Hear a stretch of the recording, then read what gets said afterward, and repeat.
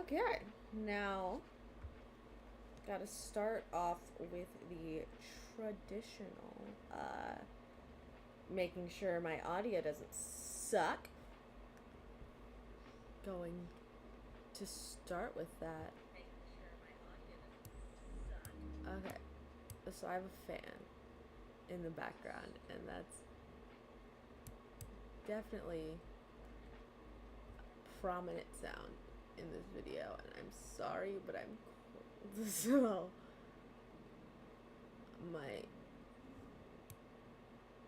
my physical and emotional health needs this heater to be on. Yes, I'm aware that this is like one of the last few days of March. Trust me, I know that this is one of the last few days of March. But the world does not seem to be aware of the same thing, and it's been unreasonably cold. It's been very, very cold, and I don't approve. It's been very cold. I don't approve. Like, it's not my vibe. Winter is not my vibe. It probably will never be my vibe. But I live in Chicago, so I guess I'm stuck with it. I guess I have to deal with it or something? I don't know. Honestly, I think the audio here is pretty good. Hard to tell because it decided to change songs on me. So we're gonna have to take a second for the next song to start. There we go. One is starting. Let's check how all this here looks. Yay. Is this balanced? Does this feel balanced? I feel like it's balanced between me and the other things. I feel like it's technically. We'll do this though.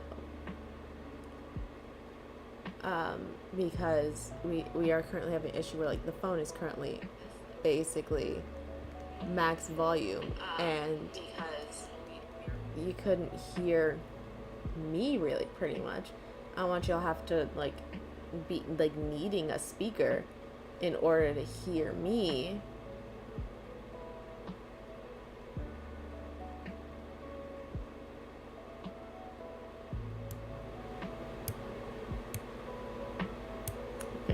We want me to be audible at all times.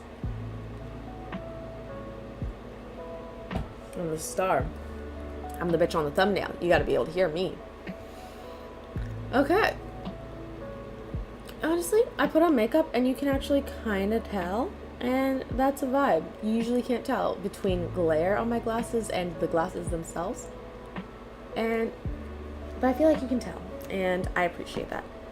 Okay. I actually don't remember if I did my intro, but salutations, friends. My name is Brianna Sukiyama Bond, otherwise known as an ordinary scholar. And, you know, I have so many things. First and foremost, I've been having a really bad several months. I want to say it's something about the year, but I'm gonna be honest with you. December's reading sucked. I did not enjoy the books I read December. And it's been pretty rough since.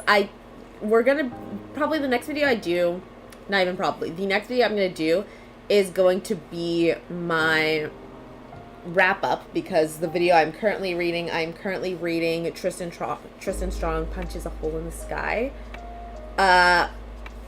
As much as I would love to, I don't know if I'll finish that before the end of the month. So if I do finish it before the end of the month, we'll stream that next. If not, then it will be my reading wrap up. I have so many DNFs this month from this month, as well as just this quarter. I have so many DNFs. Unfortunately, one of the DNFs, actually,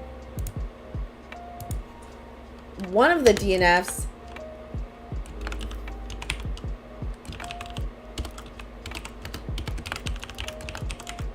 was from my 5-star book draft, as well as this book was, which, if you don't know, my 5-star book draft is where I pick several books that I think are going to be 5-star reads, read them, and average out how the reviews and the ratings I did for those books to see how well I really knew my predictions. And the thing I'm kind of seeing now with at least the other 5-star book I read, or the 5-star draft I read, was I think I did not put in enough work per se into actually reading the description of the book.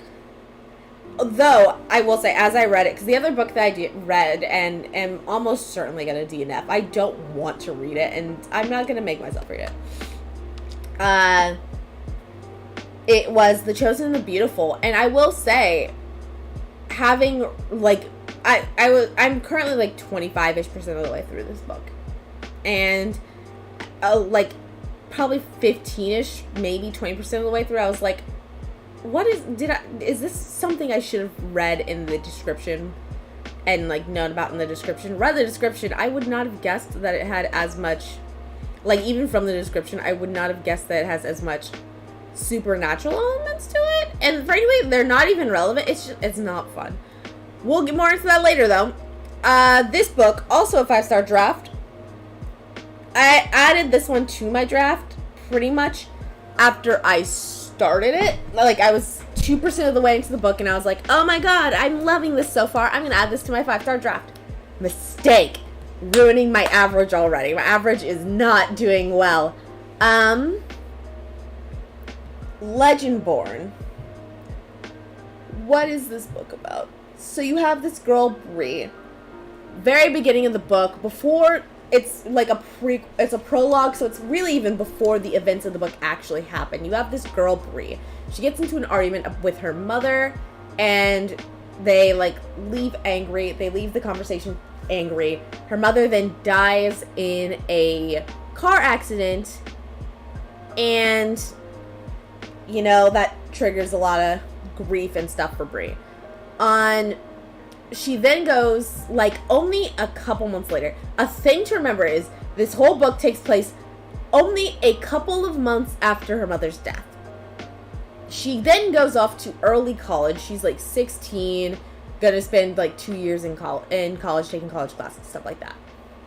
On the first night, she discovers this group of demon hunters, and one of them tries to make her lose her memory of ever seeing them, and it actually, she not only is able to kind of break that spell, but it also kind of unlocks in her mind the fact that someone used that same kind of spell on her the night her mother died, and so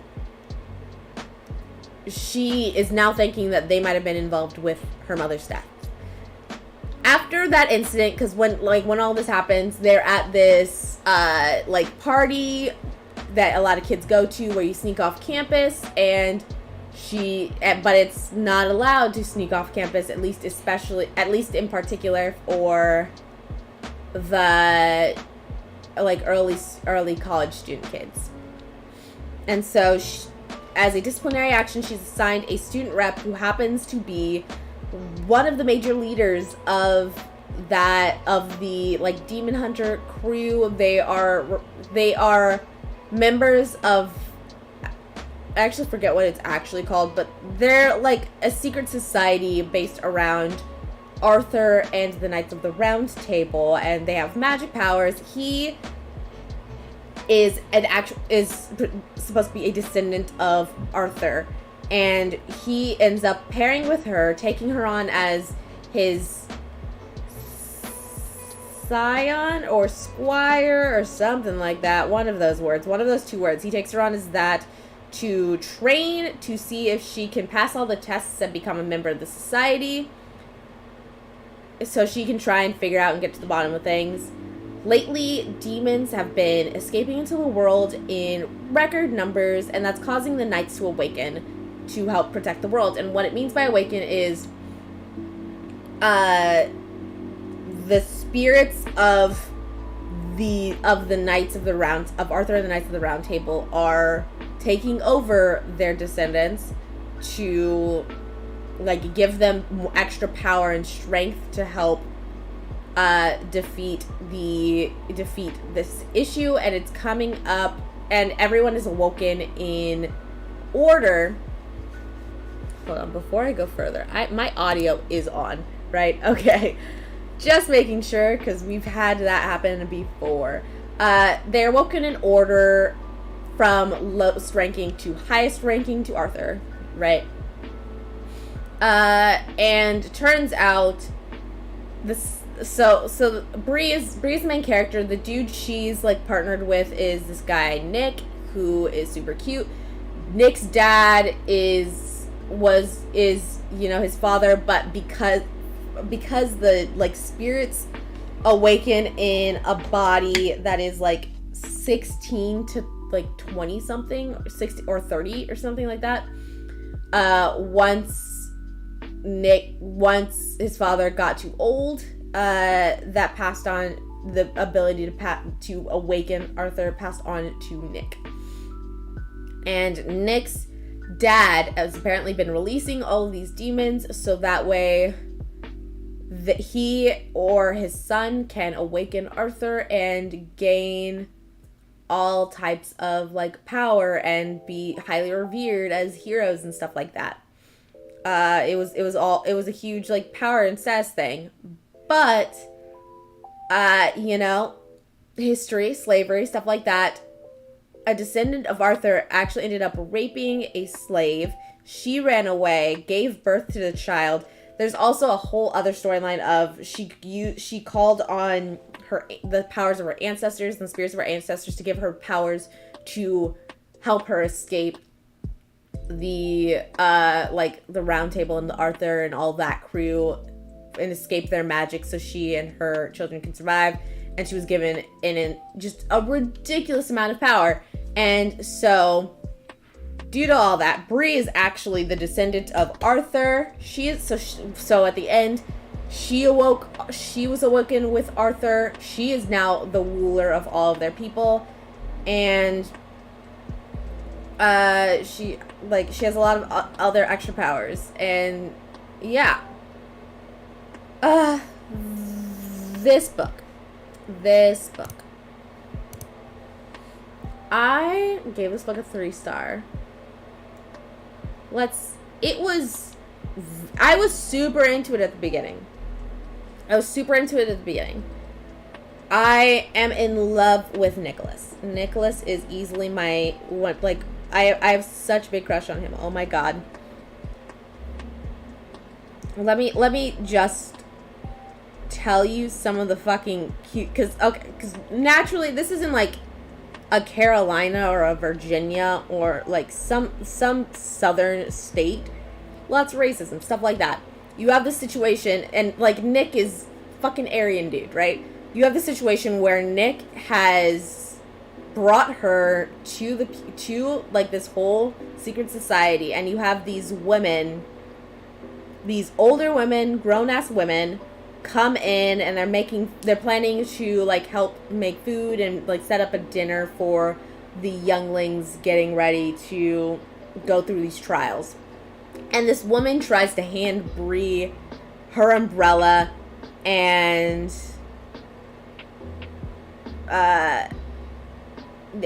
Bree she's like basically just standing there like, I don't know what the fuck, I absolutely will not touch this, like basically trying not to say fuck you.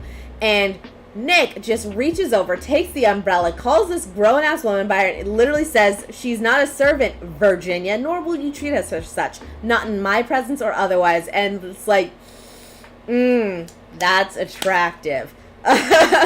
There's also this moment of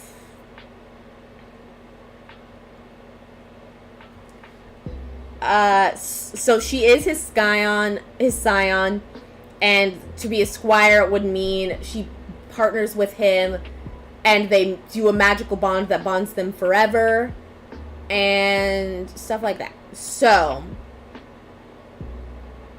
there's like they're going towards one of the trials, and like she's blindfolded, he's walking her around, and at one point this other dude who they're gunning to be a love triangle, which is a major reason why I'm not interested in reading the next book, but this other dude harasses her for a little bit after Nick gets separated. Nick finds her and is like, and he's like, what was this guy like bothering you about? And what was this guy bothering you about? And she's like, oh, makes the joke. He was making the accusation that I'm using my feminine wiles to try and convince you to let me be your squire. And first like he starts like I don't know what exactly he is doing, but she starts slapping him, and he grabs her hand and kisses her hand. And then says, first of all, you're saying you're not gunning to be my squire? Insulted. And second, nope, sorry, this hand is mine now, which I love that. And so, nope, sorry, this hand is mine now. I hate that other pages are targeting you because of me. Because naturally. And then third, I don't know what your feminine wiles are, but I'd be willing to assess them to see if they could indeed seduce me enough to make me bond myself to you forever. And, like, that's super fucking cute. He also, like, as she says that, like, right after she says, people think I'm gunning to be your squire, and I guess using my feminine wiles to try and convince you to select me. Silence. Nick? Sorry, my brain shut down at feminine wiles. And, like, that's funny. He's so funny. He's super cute. I love him. I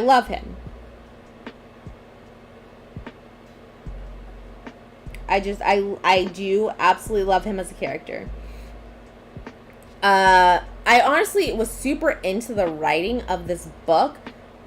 But here's where my biggest issues were.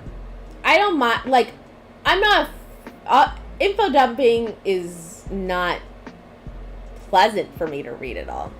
I don't like to just sit and read an info dump, but I can get past that. Good example is going to be the it's not even called that anymore, but it was the like what book was it? What like I want to say maybe not even Norse mythology, but it was the, as far as I've talked about on streams, it was Shards of a Shattered Soul. Like I almost DNF'd that book, but by the time I got to the end of it, I was in love with it. Immediately got the second book. Loved 5 out of 5 stars for the second book, and literally have been thinking about the third book since, and I think I read those in 2020. So I can get past an info dump. What the issue with this book is, the author has so much fucking lore that they keep adding and adding and adding, and none of it's really connected. So you're constantly trying to learn, like having to learn new things that aren't related to anything else. And so you have the info dump of Arthur stuff at the beginning. Fine, whatever. But then you have the info dumping of this root magic, which is the, like, magic of black people. And then you have to, like, get an info dump about, like, this, like, the different... Because root magic is... One branch is, like, an overarching term, and then they have, like, different branches, so you have to get info dumps about memory walking, and then another info dump about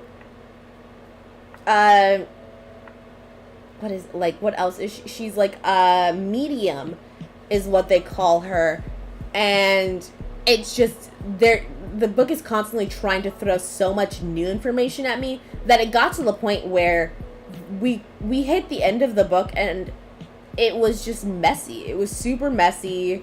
It felt super messy. You also have, like, this other organization that I guess is against the Arthurs and all of those people, and they also had like this whole backstory of how they were also a part of the whole situation with the demons, as well as Nick's dad, and I just didn't care. It got to the point where I was in the ending of the book and I could not care less what was going on. And it made it so hard for me to be invested, because I didn't remember half of this stuff. I wasn't going to.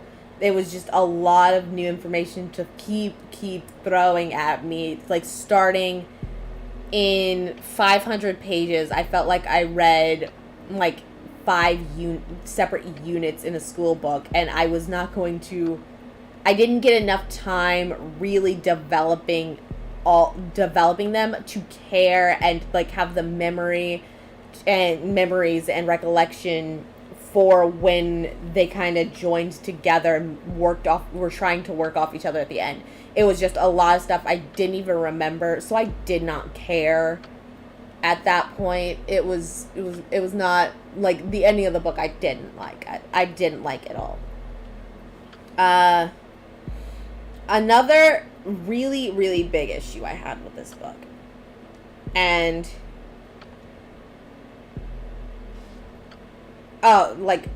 before we get into the biggest issue, I would like to add, I did actually really like the writing of the book. That's why I got like 2% in and was like, oh, I'm going to love this. But it's the way we went about in telling the backstory and the lore that was just dreadful. It was very unpleasant. I couldn't get into it. Another thing I'm not interested in, it really feels like they're trying to push a love triangle, and I'm not interested, honestly. I very much just like her and Nick together, and that's all I want. I'm almost positive that what's-his-face, the third guy, is the descendant of the chick that got in between Arthur and Lancelot in the first place. Fairly certain. Would not be surprised. But yeah, I don't care. I don't care. I don't care about that. I also feel like there's going to be just as much info dumping, like poorly done info dumping, and as much trying to work in way too many stories. Like, there was a point in which, like, at the end, Bree, as Arthur, was like, I am a descendant of Arthur, a descendant of the chick that his descendant raped. I am a descendant. I am a user of root magic. I am a medium. And, like, it was just it was a list of things that I just could not care that much about. It didn't mean much to me. None of it really meant much to me. Okay, my biggest issue with this book, that, like, to the point where I would honestly feel like this book, if we're recommending trigger warnings for books, I would recommend a trigger warning for this book as a book that has an absolutely shitty therapist that would do far more harm than good. Far more harm than good. So in this book, Bree's dad tells her, you're acting weird, and you're, like, lashing out. I think you should see a therapist. Whatever. But, like, honestly, it's all rooted in the idea that she should just move past it, and, like, she should just move past it and accept her mother's death. The issue is her mother died only a couple fucking months ago, and now she is under the impression that her mother may have been murdered. And everyone is demonizing her for lashing out and for not just being okay with her mother's fucking death and her mother's murder. And, like, for all intents and purposes, she just wants justice brought to whoever killed her mother. And the book is literally demonizing her for it. Like, you have this therapist who, for the record, The therapist ends up, after, like, they meet for the first time, talk for about 5 minutes. She realizes her mother never ended up teaching her about root magic. And so they end the session so the therapist can decide whether or not she wants to teach Bree about root magic. She decides she wants to teach Bree about root magic. So they once again have sessions that have nothing to do with Bree and her problem, her problems and her grief. They talk about nothing related to Bree. They go on a memory walk to see this therapist's ancestors. And some crazy shit goes down that the therapist has no control over. And they end the session there. Then they have another session where the therapist brings in a separate person. That person triggers a full panic attack out of Bree to the point where Bree runs away from the session. And then the therapist demands Bree come and apologize to her. Which, fuck you, no. Fuck you, no. Absolutely fucking not. Hold on. Where is...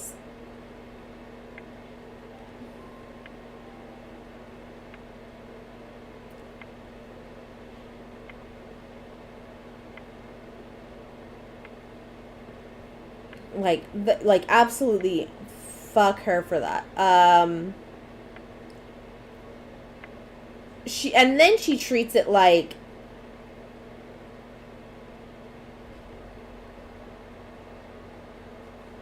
And then she acts as if two things. One, she acts as if Bree is being super self-destructive in her pursuit to to try and find justice for her mother's murder. And she acts like it's super self-destructive, and explicitly says rootcraft is used for healing, protection, and self-knowledge. The same can be said for therapy, but you don't want those things, do you, Bree? Like, fuck you for that. She's 16. She's a child. She's a little child. She just does not know how to process this. She blames herself for her mother's death because they had just had an argument. And guess what? You guys have never talked. You don't know that. She goes on to also list a bunch of extremely aggressive things to diagnose Bree with. And again, label her grief and how she's expressing her grief as being super, like, negative things. But again, she is not talked to this girl. She could legally have her license lost for making this kind of diagnosis. She has not talked to this child once. And if she had talked to this child, she presumably should have as much information as a reader has. And from the reader's perspective, this girl is a child who thinks her mother's just been murdered. And she also, wants to seek that out, because if it's not her mother, if her mother wasn't murdered, then she blames herself for her mother's death. And that is all, like, that's all understandable. That is all understandable. I wouldn't mind if this book wanted to pursue, maybe, like, how her, like, reactions are impacting the people around her. Because that is something to bring up. There are consequences. If you're going to lash out, there are consequences for the people around you. But to say that she is in no way valid, and to say that there's no valid reason for her to be reacting like this, is factually incorrect. And I think it is super, super bad and damaging to have a book like this say stuff like this. And to, like, also have this therapist literally abandon her and tell her, like, you're on your own, as if a therapist would not, because she's not a danger to herself, she's not a danger to anyone else at the moment. She is just seeking out answers. She wants answers as to what's going on. She's trying to find a way to process the fact that her mother is no longer with her. And that sounds normal for a fucking child. That sounds normal for anyone experiencing a very impactful death, especially a child. And for this doctor to explicitly, she says, there comes a time when even passive support turns to endorsement. I won't endorse what you're doing with the order. I can't. And again, that's not a therapist thing. Therapists would not do that. A good therapist would not, even if she was doing something like the only thing I think of is if a patient is potentially doing drugs, that is self-destructive. That is dangerous. A good therapist would not abandon you, because they are there to help you find ways to cope outside of that. For a therapist to say, hey, oh, you have a negative coping method for this extremely traumatic thing that happened in your life, fuck you. I'm not gonna I can't be around you. That is literally the worst possible thing a therapist could do. And she's doing this right here to a child who is literally doing nothing unreasonable. She's not doing a single thing unreasonable. And the book tries to get around, I feel, this idea by making it seem like the therapist doesn't want her to kind of mold herself into the order and to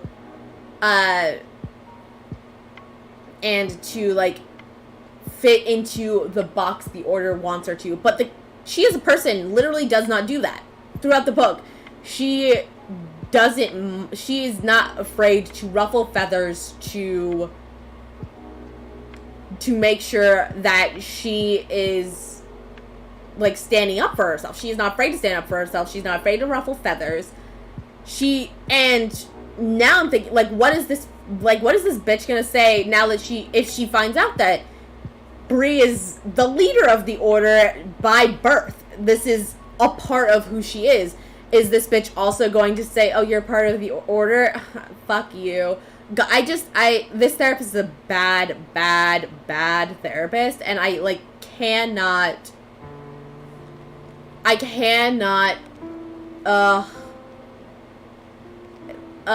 it's hard, because I do think there's some writing aspects that are really good.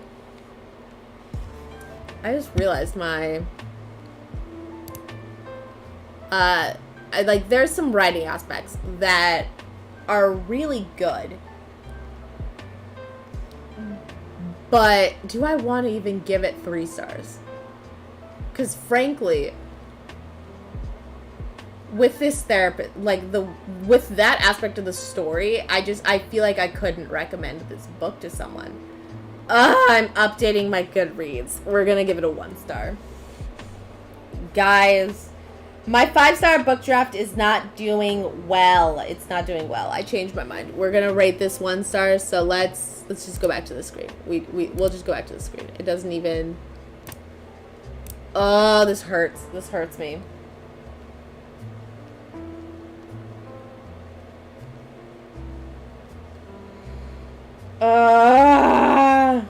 So far, my 5-star book draft has a DNF and a 1-star read, and that's truly not what I wanted for these books at all, but that's where I've got to put it. Also, from now on, I'm absolutely not allowed to I'm no longer allowed to... Why are you not... I'm no longer allowed to tweet about a book that I'm actively reading, unless... because I tweeted, I think I, tweeted at Tracy Dion, and I was like, oh my god, I love this book, I love these characters, I'm in love with Nick, why is he so cute? And now I'm like, ugh, I could not feel good about recommending this book to somebody. I really just couldn't. I feel like I would have to explain away so many things in that recommendation that I just wouldn't even be worth it. There are other books that I could recommend.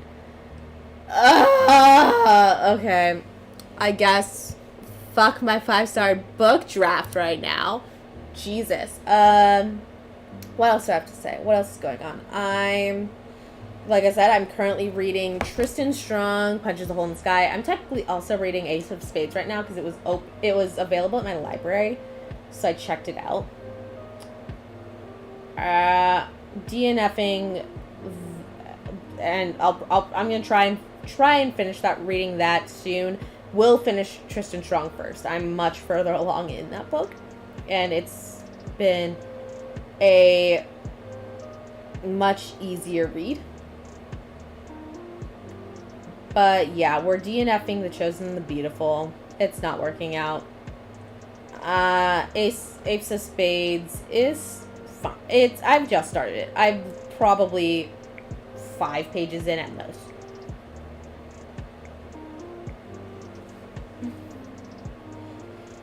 Ugh. This is heartbreaking. I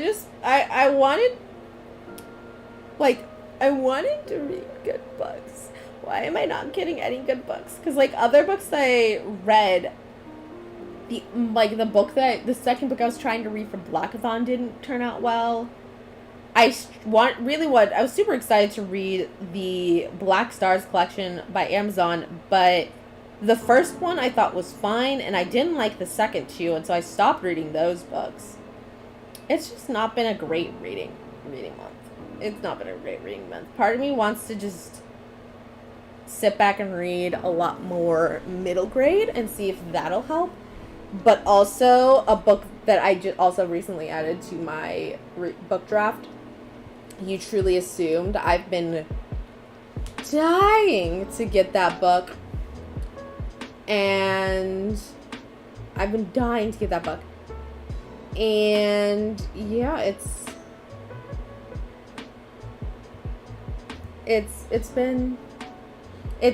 available in the library. It is currently on hold, so we're gonna read that, and that is YA. So that would be antithesis to my middle grade plan. So currently, it's not a solid TBR, but I'll give you a taste before I Actually, no, we'll talk about this tomorrow. I do want to do an update stream tomorrow, after or before, who knows. I'm getting a new desk in tomorrow. We'll see how that goes if we stream before or after. But yeah, that's what I got for you today. That hurts my heart. This book was 1 star, wasn't it? Okay. I guess that's all I have for you right now. I'm probably going to hop on for like an hour and a half over on my Twitch to do a stream in which we're like a write with me writing sprint type of stream. That's the plan. Hopefully you have a nice day. I'm slightly heartbroken, but we'll get over it. Thank you so much for watching, and until next time, Addictions friends.